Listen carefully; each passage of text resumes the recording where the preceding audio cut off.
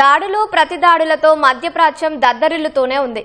Iran తాజాగా గల్ఫ్లోని America బేస్లు ఇజ్రాయెల్పై దాడులు చేసింది.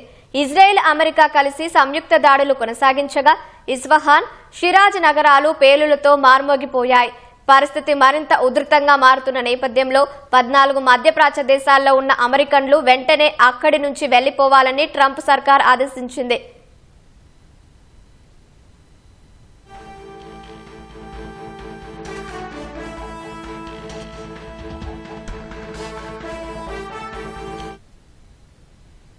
ఇరాన్పై అమెరికా, ఇజ్రాయెల్ దాడులు కొనసాగుతున్నాయి. సైనిక పరంగా టెహరాన్ను బలహీనంగా మార్చడమే ధ్యేయంగా మిలిటరీ లక్ష్యాలు, మౌలిక సదుపాయాలపై క్షిపణుల వర్షం కురిపిస్తున్నాయి.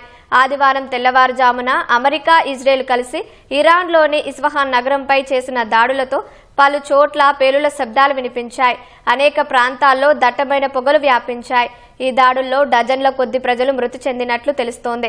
సైనిక, పారిశ్రామిక ప్రాంతాలు, విద్యా సంస్థలు, ఆసుపత్రులపైన అమెరికా, ఇజ్రాయెల్ దాడులు చేసినట్లు స్థానిక మీడియా వెల్లడించింది. ఫార్స్ రాష్ట్ర రాజధాని షిరాజ్లో ప్రజలు నివసించే ప్రాంతంలో అమెరికా, ఇజ్రాయెల్ దాడులు చేసినట్లు తష్నిమ్ న్యూస్ ఏజెన్సీ వెల్లడించింది. ఇరాన్ వ్యాప్తంగా 153 ఆరోగ్య కేంద్రాలు ధ్వంసమైనట్లు పేర్కొంది. పశ్చిమ ఇరాన్లో ఆదివారం భారీ ఎత్తున దాడులు చేసినట్లు ఇజ్రాయెల్ సైన్యం ప్రకటించింది.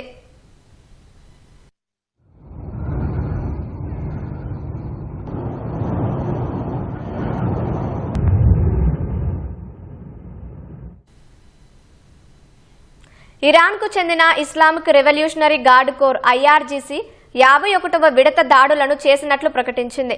సౌదీలో అల్ ఖర్జ్ బేస్, UAEలోని అల్ దఫ్రా, ఫుజైరా, కువైట్, జోర్డాన్లోని అమెరికా సైనిక స్థావరాలే లక్ష్యంగా దాడులు చేసినట్లు పేర్కొంది. గల్ఫ్ ప్రాంతంలో పనిచేస్తున్న అమెరికన్ బ్యాంకుల శాఖలపైన కూడా దాడులు విస్తరిస్తామని IRGC హెచ్చరించింది. అమెరికా, ఇజ్రాయెల్ తమ పారిశ్రామిక కేంద్రాలపై దాడులు చేస్తున్నాయని ఆరోపించిన ఇరాన్, అమెరికా తన పరిశ్రమలను మధ్యప్రాచ్యం నుంచి ఖాళీ చేయాలని డిమాండ్ చేసింది. మధ్యప్రాచ్యం సురక్షితంగా ఉండాలంటే అమెరికా ఇక్కడ ఉండకూడదని ఇరాన్ అధ్యక్షుడు మసూద్ పెజెష్కియాన్ ఎక్స్లో పోస్టు చేశారు.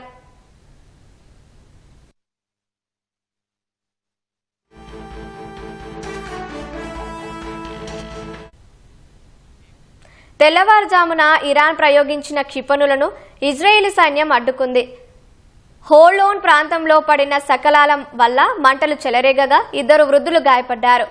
ఐలాట్ నగరంలో జరిగిన క్లస్టర్ బాంబు దాడిలో 12 ఏళ్ల బాలుడు సహా పలువురు గాయపడ్డారు. ఇరాన్ క్షిపణి దాడి కారణంగా మధ్య ఇజ్రాయెల్ అంతటా వైమానిక దాడి సైరన్లు మోగాయి. భారీ పేలుడు శబ్దాలు వినిపించాయని ఇజ్రాయెల్ వార్తా సంస్థ ఛానల్ 12 తెలిపింది. మధ్య ఇజ్రాయెల్లో క్షిపణి శకలాలు పడినట్లు తెలిపింది. బాంబు షెల్టర్లకు వెళ్లే క్రమంలో గాయపడిన 4 వ్యక్తులకు ఇజ్రాయెల్ అంబులెన్స్ సర్వీస్ చికిత్స అందించిందని పేర్కొంది.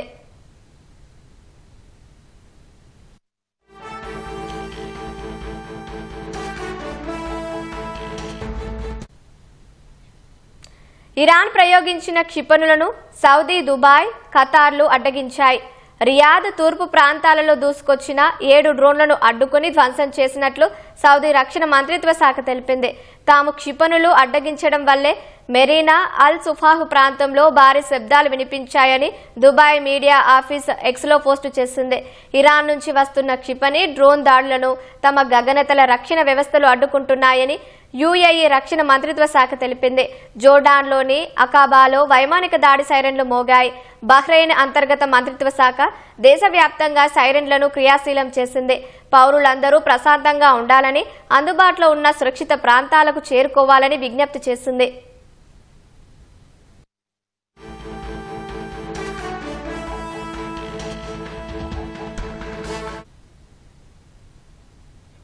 ఇరాక్లో నిన్న ఉదయం బాగ్దాద్లో అమెరికా రాయబార కార్యాలయంపై జరిగిన క్షిపణి దాడిలో అక్కడి గగనతల రక్షణ వ్యవస్థలో కొంత భాగం దెబ్బతిన్నట్లు సమాచారం.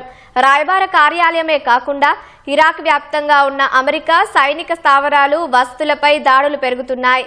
ఇరాక్లోని అమెరికా పౌరుల సమాచారం అందించిన వారికి $1,00,000 ఇస్తామని ఇరాక్ మిలీషియా ప్రకటిస్తున్నట్లు సమాచారం. అమెరికా స్థావరాలపై 5 దాడులు చేసినట్లు ఆ సంస్థ ప్రకటించింది. ఎర్బిల్లోని అమెరికా సైనిక స్థావరం, బాగ్దాద్ విమానాశ్రయం వద్ద ఉన్న విక్టోరియా బేస్ లక్ష్యంగా ఈ దాడులు చేసినట్లు తెలిపింది.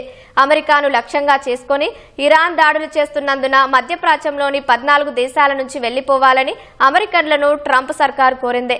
భద్రతా కారణాల దృష్ట్యా ఒమన్లో అత్యవసరం కాని ఉద్యోగులు, వారి కుటుంబ సభ్యులను కూడా స్వదేశానికి వచ్చేయాలని ఆదేశించింది.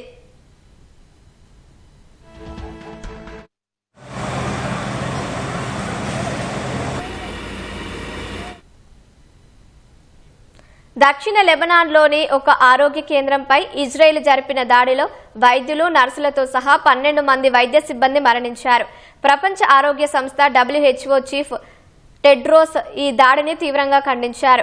ఇజ్రాయెల్ సైనికులపై రాకెట్, ఫిరంగి దాడులు చేసినట్లు హెజ్బొల్లా వెల్లడించింది.